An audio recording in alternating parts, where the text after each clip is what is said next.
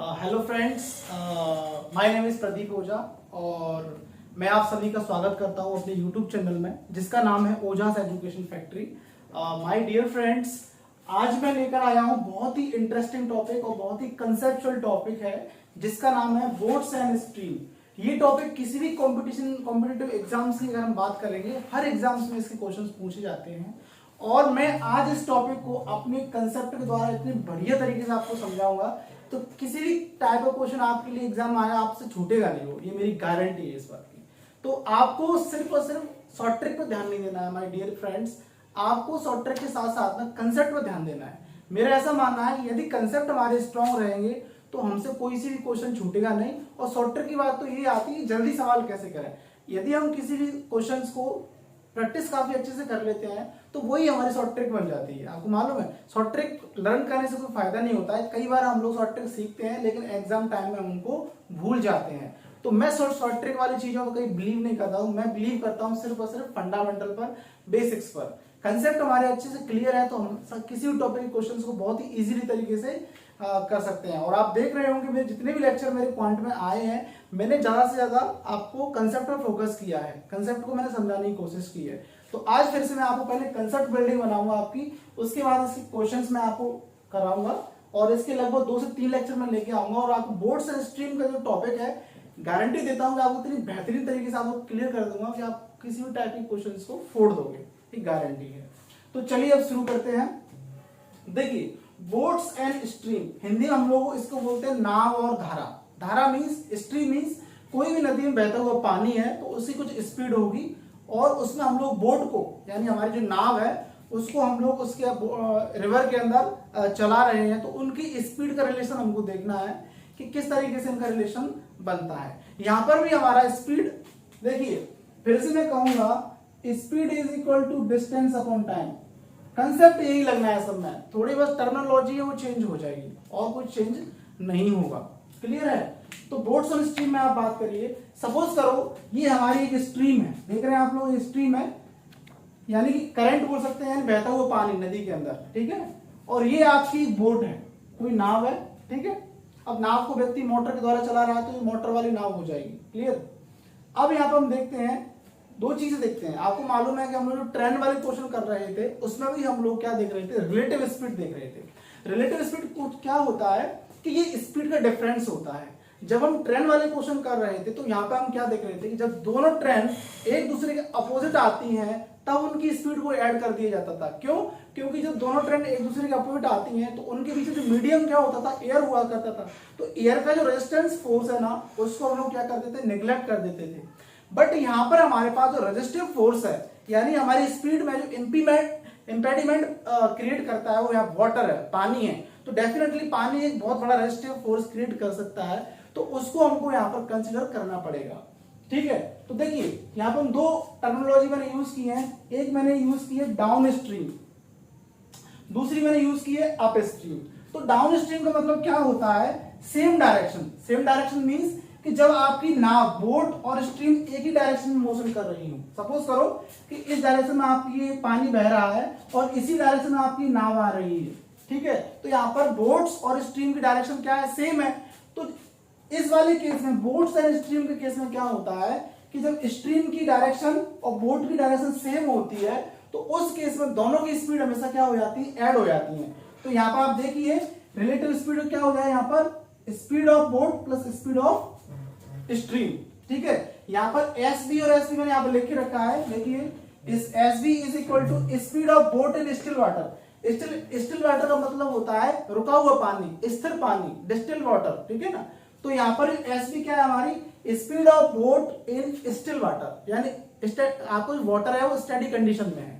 और S S में यहाँ पर मैंने क्या लिखा है, सफिक्स में स्मॉल एस है। स्पीड ऑफ स्ट्रीम और करंट, हम करंट भी बोल सकते हैं उसको, यानी बहते हुए पानी को, फ्लोइंग वाटर को हम लोग स्ट्रीम भी कह सकते हैं या हम उसे करंट भी कह सकते हैं। तो उसके लिए मैंने यहाँ पर एस एस इस्तेमाल किया है। तो देखिए डाउन स्ट्रीम के केस में जब दोनों सेम डायरेक्शन में जाएंगी तो रिलेटिव स्पीड क्या हो जाएगा, speed of boat plus speed of stream. But when we talk about upstream, up stream मतलब सपोज करिए आपकी स्ट्रीम यानी पानी आपका लेफ्ट से राइट फ्लो हो रहा है, बट आपकी जो बोट है वो राइट टू लेफ्ट जा रही है, यानी जब दोनों बोट्स एंड स्पीड दोनों अपोजिट होंगे एक दूसरे के, उस केस में क्या होगा, उनकी स्पीड सब्ट्रैक्ट हो जाएंगी। तो ध्यान रखिए अपोजिट डायरेक्शन किसकी, बोट्स और स्ट्रीम की जो डायरेक्शन अपोजिट होगी तो दोनों स्पीड हमेशा सब्ट्रैक्ट हो जाएंगी, यानी speed of boats minus speed of stream. समझ में आया आप लोगों को? अब मैंने दोनों को इक्वेशन नंबर 1 और इक्वेशन नंबर 2 यहाँ पे देके रखा है और मुझे यहाँ से फॉर्मूला ड्राइव करना है किसका, how can we calculate the speed of boats and speed of boats and speed of stream. तो मैंने क्या किया, जब इक्वेशन 1 और इक्वेशन 2 को ऐड किया, इन दोनों को ऐड किया तो मुझे इक्वेशन ये मिली।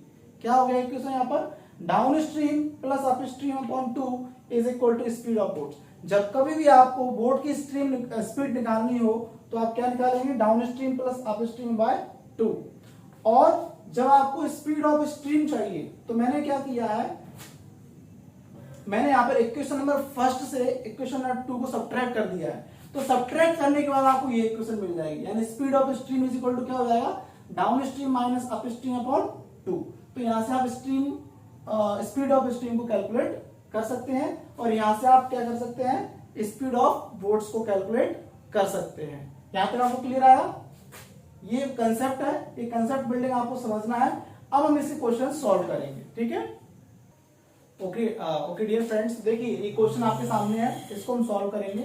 इससे पहले हमने अभी फंडामेंटल समझा था इसका, अब हम क्वेश्चन सॉल्व करते हैं। क्वेश्चन से आपके जो कंसेप्ट और थोड़े वीक हैं वो आप और क्लियर हो जाएंगे इस क्वेश्चन के थ्रू, ठीक है? तो देखिए क्या कह रहा है क्वेश्चन में, a boat can travel with an speed of 13 kilometre per hour in still water. ठीक है, यानी एक बोट है जिसकी स्पीड है 13 kilometre per our still water, यानी पानी रुका हुआ है, उस रुके हुए पानी में बोट आपकी मूव कर रही है 13 किलोमीटर पर आवर की स्पीड से, right? If the speed of stream is 4 kilometre per our, यानी अब स्ट्रीम जो है उसकी स्पीड 4 किलोमीटर पर आवर है यदि, then find the time taken by the boat to go 68 kilometre downstream. Question क्या कह रहा है, तो 68 किलोमीटर की स्पीड को सेल आउट करने के लिए, सेल करने के लिए, पार करने के लिए बोट कितना टाइम लेगी, जबकि बोट आपकी डाउन स्ट्रीम जा रही हो। डाउन स्ट्रीम जा रही है मतलब समझिए क्वेश्चन है, मैं आप लोग मेरी बात, डाउन स्ट्रीम का मतलब है कि बोट और स्ट्रीम आपकी सेम डायरेक्शन में मूव कर रही हैं, that is downstream. If boats and stream are moving in opposite direction then it is called upstream. तो यहाँ पर here our concern is about the downstream, how much time will be taken by the boat to sail the 68 kilometre length. Clear है? तो देखो कैसे करेंगे, आपको सबसे पहले मालूम है डाउन स्ट्रीम की बात करेंगे हम लोग। तो डाउन स्ट्रीम मैंने क्या बताया आपको, speed of boat plus speed of stream. Clear है? अब यहां पे देखिए स्पीड ऑफ बोट कितना दिया आपको 13, स्पीड ऑफ स्ट्रीम कितना दिया है 4, तो कितना हो जाएगा आपका ये 13 और 4 कितना हो जाएगा 17 हो जाएगा किलोमीटर पर आवर। ओके, ये आपको हो जाएगा। अब आपको मालूम है कि स्पीड इज इक्वल टू क्या होता है, डिस्टेंस अपॉन टाइम। ये आपको सभी को मालूम है, बेसिक फंडामेंटल है हमारा। अब यहाँ पे स्पीड है, तो स्पीड कौन सी हमारे यहाँ पर डाउन स्ट्रीम है, तो यहाँ पर हम लिखेंगे डाउन स्ट्रीम बराबर डिस्टेंस कितना है 68, टाइम हमको कैलकुलेट करना है। ठीक है, अब डाउन स्ट्रीम कितना देके निकाला हम लोगों ने 78। ठीक है, ये किलोमीटर पर आवर में है और ये जो आपकी लेंथ है ये किलोमीटर में है, तो हमको चेंज करने की कोई यहाँ पर आवश्यकता नहीं है। सिंपली हम यहाँ पर क्या करेंगे, इसको सोल्व कर लेंगे। तो यहां से अगर आपको टी कैलकुलेट करना होगा तो 68/17 कितना हो जाएगा, 17 4 जा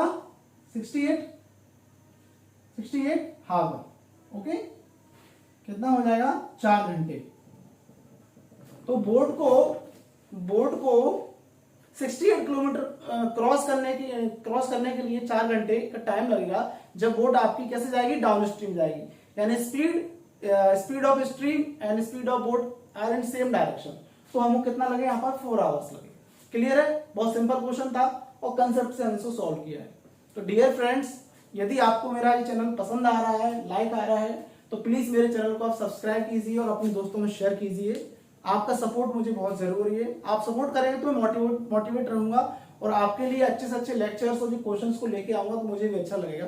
तो यदि आपको अच्छा पसंद आ रहा है तो प्लीज आप कोई कंजूसी ना कीजिए इसमें, आप मेरे चैनल को सब्सक्राइब करें और शेयर भी करें अपने दोस्तों में, ताकि आपके फ्रेंड्स हैं वो भी इसका बेनिफिट ले सकें। तो अगला क्वेश्चन हम देखते हैं।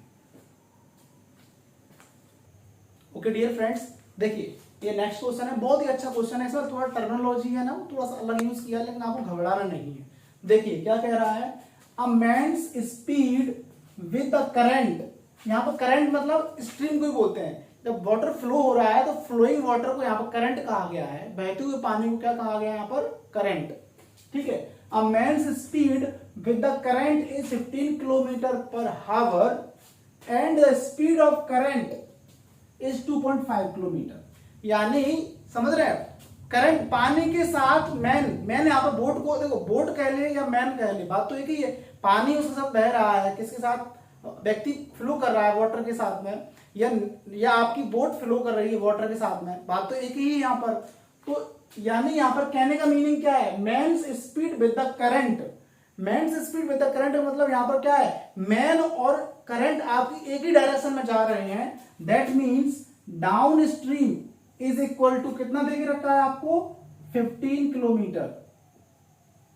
Getting it, with the man speed with the current, यानी कि मैन और करंट की स्पीड कितनी है, 15 किलोमीटर, यानी डाउन स्ट्रीम की बात कर रहा है। फिर क्या कह रहा है, द स्पीड ऑफ करंट। अब करंट मतलब स्पीड ऑफ स्ट्रीम, स्ट्रीम की स्पीड कितना देके रखा है आपको, 2.5 किलोमीटर। क्लियर है, the man speed against the current. तो आपको कैलकुलेट करना है कि मैन की स्पीड करंट के अगेंस्ट में कितनी होगी। मतलब ये कि यदि आपका वाटर फ्लो लेफ्ट इधर हो रहा है तो मैन की स्पीड इधर से इधर कितनी होगी, समझ रहे हैं। यानी क्या, कौन सा केस बन जाएगा, ये अप स्ट्रीम। तो जब मैन अप स्ट्रीम जा रहा होगा किसके, करंट के, तब उसकी स्पीड क्या होगी, ये हमको कैलकुलेट करना है। तो सबसे पहले ये आपको देके रखा है, तो आप जानते हैं डाउन स्ट्रीम बराबर क्या होता है, downstream is equal to, हमने अभी कैलकुलेट किया था, speed of boat, speed of stream या करंट। तो ये आपको दिया है 15, ओके, और बोट आपको कैलकुलेट करना है। स्पीड ऑफ स्ट्रीम कितना देके रखा है आपको, 2.5 किलोमीटर पर आवर,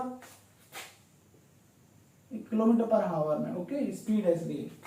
अब यहाँ पर 2.5 को ट्रांसफर कर देंगे तो स्पीड ऑफ बोट कितना आ जाएगा, 12.5 किलोमीटर पर आवर। ओके, यहां से हमने स्पीड ऑफ बोट निकाल लिया, क्योंकि हमको डाउन स्ट्रीम देके रखा, कितना, 15 देके रखा है, और स्पीड ऑफ स्ट्रीम हमको कितना दिया, 2.5 दिया है। तो यहां से हम क्या निकाल सकते हैं, स्पीड ऑफ बोट निकालेंगे। अब आपसे पूछ रहा है the man's speed against the current. तो अप स्ट्रीम जब व्यक्ति जाएगा, पर्सन जाएगा, तब उसकी स्पीड क्या हो जाएगी। तो यहां पे लिखेंगे man's speed against the stream, यानी up stream is equal to क्या हो जाएगा, speed of boat minus speed of stream, up stream के केस में, समझ रहे हैं। यानी man crossing the river opposite direction में, तो वो क्या हो जाएगा, अप स्ट्रीम हो जाएगा। ठीक है ना। तो यहां पर आप देखिए स्पीड ऑफ बोट कितना निकाला आपने, 12.5 अभी कैलकुलेट किया है, और स्ट्रीम कितनी है, स्ट्रीम की 2.5। तो यहां से आप स्ट्रीम की वेलोसिटी कितनी आ जाएगी, 10 किलोमीटर पर आवर।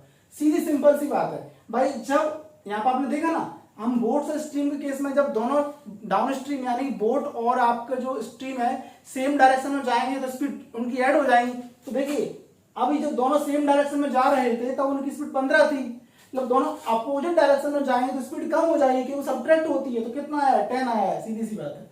तो डाउन स्ट्रीम में उनकी स्पीड अधिक होगी, अप स्ट्रीम में उनकी स्पीड क्या होगी, कम होगी। तो उस मैन की against the stream, speed of the man against the stream is equal to 10 kilometre per hour. Answer ठीक है, समझ में आया आपको। चलिए नेक्स्ट क्वेश्चन देखते हैं।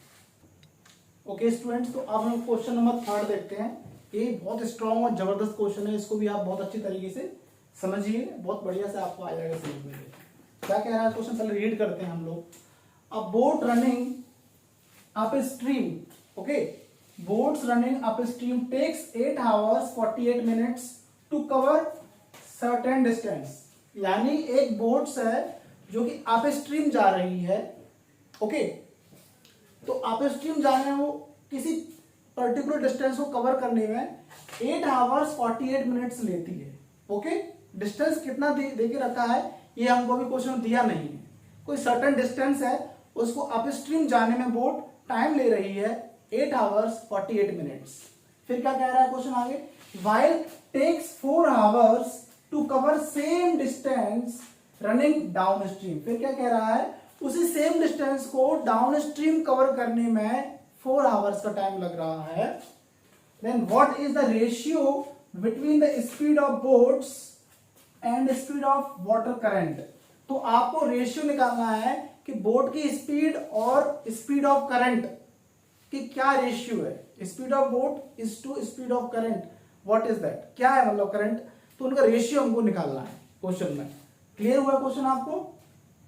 तो देखिए बहुत सिंपल क्वेश्चन है, आपको मालूम है speed is equal to distance upon time, basic formula है। अब यहां पर क्या कह रहा है, बोट्स रनिंग अप स्ट्रीम, तो अप स्ट्रीम के बारे में मैंने आपको बताया, up stream is equal to क्या होता है, speed of boat, right, minus speed of stream, clear, is equal to certain distance, कोई डिस्टेंस है, सपोज वो डिस्टेंस कितना है, डी है, हमने डी एज्यूम कर लिया, नहीं दिया हमको, टाइम कितना लग रहा है उसको अप स्ट्रीम जाने में, 4 आवर्स 48 मिनट्स। तो देखो 4 आवर्स प्लस 48 मिनट्स को आवर में कन्वर्ट करेंगे तो 60 से डिवाइड करूंगा तो कितना हो जाएगा, ये 6 से काटो, ये 10 टाइम्स और ये 8 टाइम्स, फिर ये 4 टाइम्स और ये 5 टाइम्स, यानी 4 प्लस 4/5, तो कितना हो जाएगा ये, सॉरी यहां पर 8 है, आई एम सॉरी 8 है ना, 8, तो 40 यानी कि 44/5 आवर्स। देखो मैंने ऐसा क्यों किया, क्योंकि मुझे 8 आवर्स दिया था, 48 मिनट्स भी दी थी, तो मुझे पूरा टाइम हावर में कन्वर्ट करना है, तो 48 को मैं आवर में कन्वर्ट करूंगा, तो 48 मिनट्स में मैंने 60 मिनट से भाग लगा दिया, तो कितना आ गया 44/5 आवर्स। तो यहां पर मैं क्या पुट करूंगा, 44/5। क्लियर हुआ आपको, इक्वेशन नंबर फर्स्ट। फिर क्या कह रहा है, while it takes 4 hours to cover the same distance running downstream, जब बोट आपकी डाउनस्ट्रीम जाती है तो उसी डिस्टेंस को कवर करने में उसको 4 घंटे लगते हैं, तो डाउनस्ट्रीम केस में क्या हो जाएगा, डाउनस्ट्रीम इज इक्वल टू क्या हो जाएगा, speed of boat plus speed of stream, ठीक है। अब यहाँ डाउनस्ट्रीम केस में दोनों ऐड हो जाएंगे स्पीड, अब डिस्टेंस तो आपकी डी ही रहेगी, दोनों डिस्टेंस चेंज नहीं हो रही है लेकिन टाइम चेंज हो रहा है, यहाँ पर कितना लग रहा है, 4 आवर्स लग रहा है, ठीक है। Equation number 2, okay.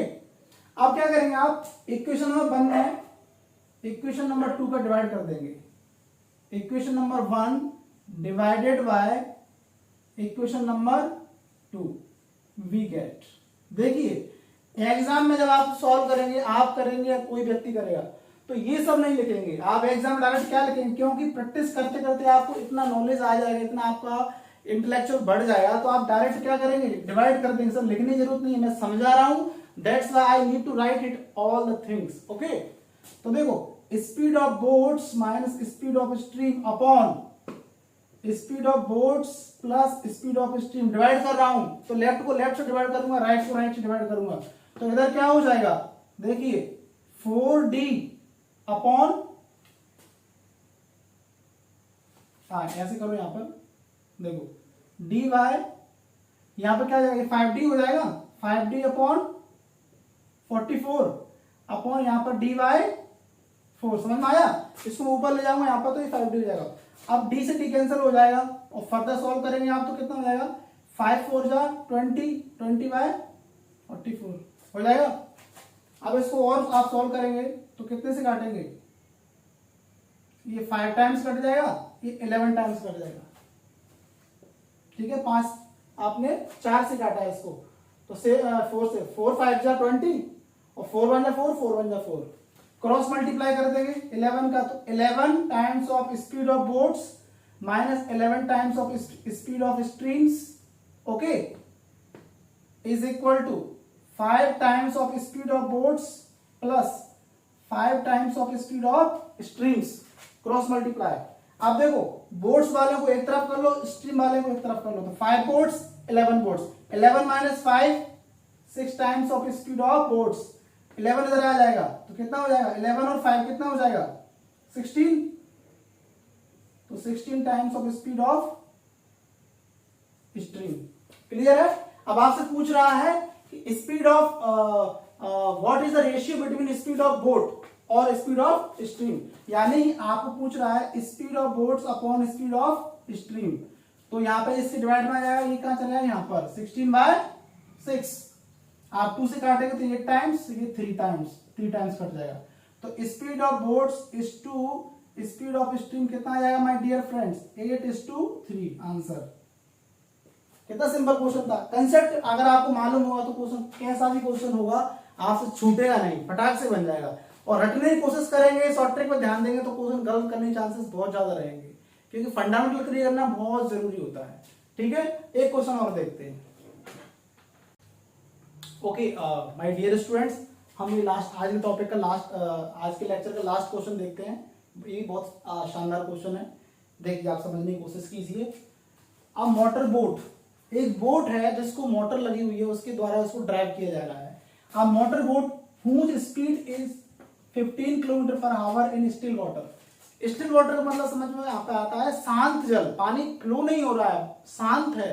तो उस केस में इस मोटर बोट की स्पीड कितनी है 15 kilometre per our, goes 30 kilometre down stream. और ये motor boat 30 kilometre down stream जाती है एंड कम बैक, जाती है फिर आती है। तो इस दोनों प्रोसेस में डाउन स्ट्रीम और अप स्ट्रीम में उसको टोटल टाइम कितना लग रहा है, in a total time 4 hours 30 minutes। The speed of stream, तो हमको स्ट्रीम की स्पीड निकालनी। क्वेश्चन को बहुत अच्छे से फिर से समझिए। देखो ये सपोज करो आपकी स्ट्रीम है, देखो ये स्ट्रीम है मान के चलो, ठीक है, ये स्ट्रीम, यहां पर वाटर फ्लो हो रहा है आपका, और ये आपकी क्या है, कोई बोट है, ठीक है, ये बोट है। तो क्वेश्चन में ऐसा कह रहा है कि इस बोट की स्पीड कितनी है 15 किलोमीटर पर आवर। अब ये सपोज करो कि कोई नदी है, इसका एक बैंक ये है, एक दूसरा बैंक ये है, नदी का किनारा ये वाला है, ये वाला है। तो ये डिस्टेंस, ये जो नदी की जो विड्थ है वो आपको 30 किलोमीटर दे के रखा है। क्वेश्चन में कितना दे के रखा है 30 किलोमीटर। तो जब बोट आपकी पानी यानी कि डाउन स्ट्रीम जाती है और फिर यहां से अप स्ट्रीम आती है, तो इस पूरी जर्नी में टोटल टाइम कितना लग रहा है, इसको टोटल टाइम कितना लग रहा है 4 hours 30 minutes। समझ में आया आपको, यही तो आपको समझ में आया बस। यानी अप स्ट्रीम और डाउन स्ट्रीम जाने में उसको टोटल टाइम कितना लग रहा है 4 hours का लग रहा है। क्लियर है। और नदी की जो नदी है आपकी फ्लोइंग रिवर है, उसकी विड्थ कितनी है 30 किलोमीटर है। तो टोटल टाइम कितना है आपका 4 hours 30 minutes। तो पहले आप 4 hour और 30 मिनट को कंप्लीट आवर में चेंज करेंगे, तो 30/60 यानी 4 + 1/2 मीन्स 9/2 हावर। आई बात समझ में, मैंने कंप्लीट मिनट को पूरे को हावर में चेंज कर लिया है, तो हमारे पास 9/2 हावर्स हो गया। तो टोटल टाइम T, ठीक है, इज इक्वल टू क्या है, डाउन स्ट्रीम में स्पीड, ठीक है, डिस्टेंस अपॉन स्पीड क्या बनता है टाइम, प्लस वही डिस्टेंस कवर कर रहा है कब अप स्ट्रीम में, टाइम बराबर time taken by downstream and time taken by go to upstream.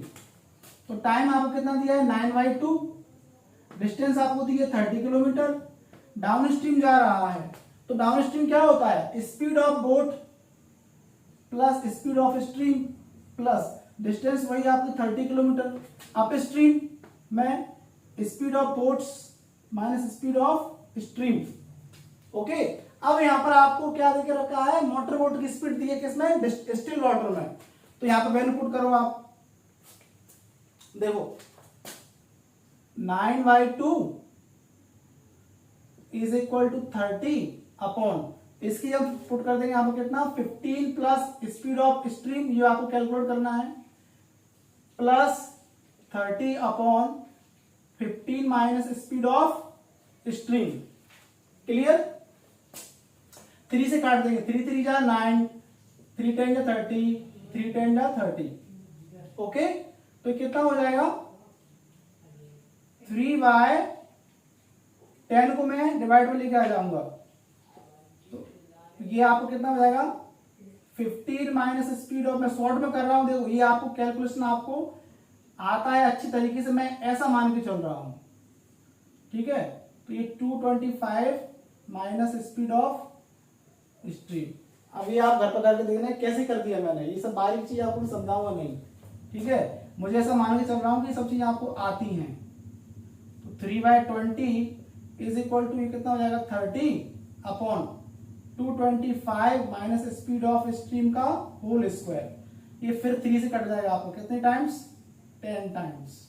Okay, तो ये कितना हो जाएगा 225 माइनस स्पीड ऑफ स्ट्रीम का होल स्क्वायर, और 20 इंटू 10 कितना हो जाएगा 200। इसको इधर लेके आ जाओ तो 225 माइनस 200 इज इक्वल टू 25। ये इसको इधर ले आएंगे तो स्पीड ऑफ स्ट्रीम का होल स्क्वायर। जब स्पीड से आप स्क्वायर हटाएंगे तो 25 पे क्या लगाएंगे, स्क्वायर रूट लगाएंगे। तो यहां से स्पीड ऑफ स्ट्रीम कितना आ जाएगा +-5 किलोमीटर पर हावर। लेकिन स्पीड कभी भी नेगेटिव नहीं होती है, तो यहां पर हम लोग सिर्फ और सिर्फ प्लस स्पीड प्लस के 5 किलोमीटर पर हावर को हम लोग क्या करेंगे यहाँ पर कंसीडर करेंगे। स्पीड कभी भी माइनस नहीं हो सकती है, इसलिए हम क्या लेंगे प्लस के 5 किलोमीटर पर हावर आंसर। ठीक है फ्रेंड्स, आई होप आपको मजा आया होगा, समझ में भी आया होगा। अगर समझ में आया है, अच्छा लगा है, तो मेरे वीडियो को लाइक करें, शेयर करें और अपने दोस्तों में शेयर भी करें और सब्सक्राइब भी करें। ठीक है, अगले वीडियो में फिर हम लोग इसी को और अच्छे क्वेश्चन लेके आएंगे, तो आपको और बढ़िया तरीके से समझ में आएगा। Thank you.